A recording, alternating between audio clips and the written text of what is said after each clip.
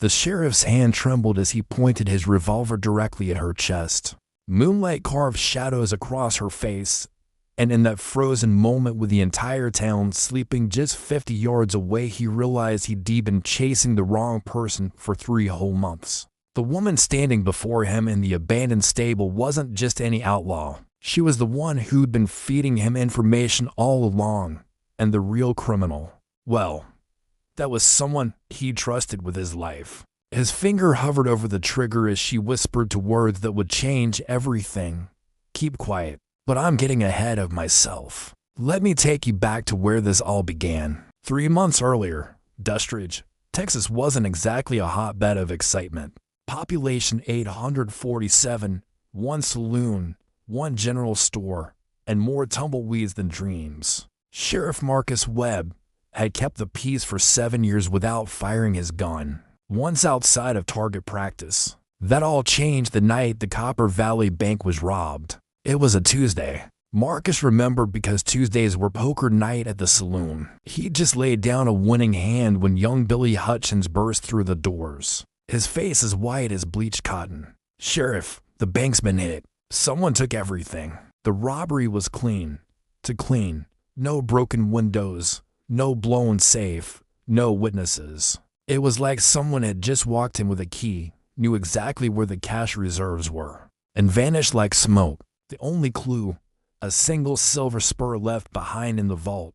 It had a distinctive star shape, rowel that Marcus had only seen once before. It was the style worn by ranch hands from the Cordova spread, the biggest cattle operation for 100 miles around. But here's the thing, the Cordova ranch had been abandoned for 2 years, ever since old Miguel Cordova died and his only daughter disappeared without a trace. Then she arrived. She rode into town 3 days after the robbery, just as the sun was setting, painting the sky the color of a healing bruise. Marcus was standing outside his office when he saw her, tall, lean, wearing a black duster coat despite the heat, and a wide-brimmed hat pulled low over her eyes. Her horse was a magnificent paint mare, the kind that cost more money than most folks in Dustridge saw in a year. She didn't stop at the saloon like most strangers, didn't head for the boarding house. Instead, she rode straight to the abandoned livery stable on the edge of town, dismounted,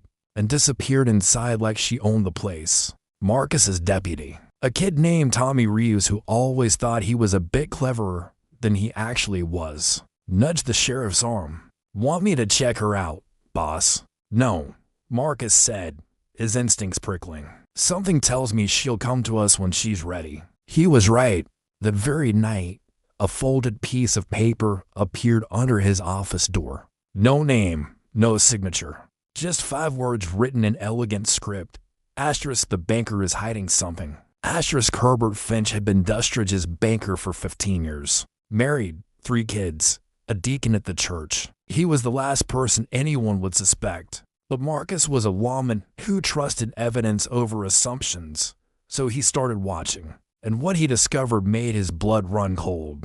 Finch had been making unexplained trips to Copper Valley every Tuesday night poker nights, when Marcus was guaranteed to be distracted. He'd been moving money, lots of it, into accounts under false names. The bank robbery, it was all a performance, designed to look like an outside job while covering up months of embezzlement. But Finch wasn't working alone. Someone was helping him, someone with access to the old Cordova ranch where they were stashing the stolen money. And Marcus had a gut feeling he knew who. More notes started appearing, each one leading him closer to the truth. Each one signed with a small, simple drawing of a spur. Asterisk, check the ranch house cellar. Wednesday midnight. Asterisk, Finch meets his partner at the old water tower. Thursday to AME asterisk. Asterisk, trust no one in your office. Asterisk, that last note hit Marcus like a punch to the gut. He'd worked with Tommy Reeves for 3 years. The kid was like a little brother to him. But when Marcus started really paying attention, he noticed things. The way Tommy always seemed to be nearby when the mysterious notes appeared. How he'd been asking way too many questions about the investigation, always wanting to know which leads Marcus was following, and how he'd suddenly been able to afford a new saddle and a brand new rifle. Which brings us back to tonight. Marcus had gotten one final note, Stable. Midnight. Come alone or they'll run.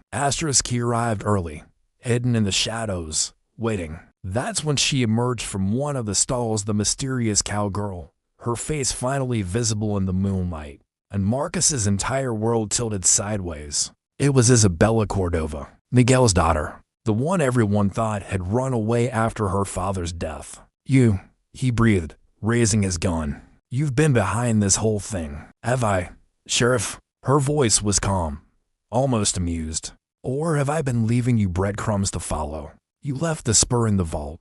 You've been sending the notes. Smart man. She took a step forward, and Marcus's grip tightened on his revolver. But you're still missing the biggest piece. The one that's going to break your heart. That's when he heard it, the sound of footsteps behind him. Heavy boots he'd recognize anywhere. Sorry, boss. Tommy's voice was different now. Harder. But you really should have stuck to poker nights. Marcus's mind raced. Tommy and Finch. His own deputy had been the inside man all along. But Isabella, the real question, Sheriff Webb, Isabella said softly, is who are you going to shoot?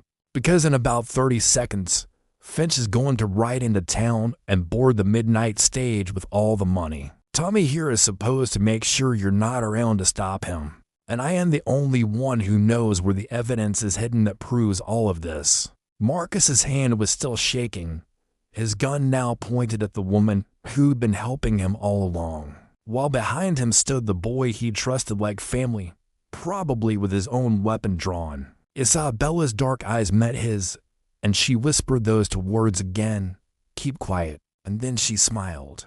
And everything Marcus thought he knew about trust, justice, and the law was about to be turned on its head. Thanks for joining me on this wild ride through the dusty streets of the Old West. If you enjoyed this story, don't forget to hit the like button and subscribe for more tales of mystery and adventure. We'll see you in the next one.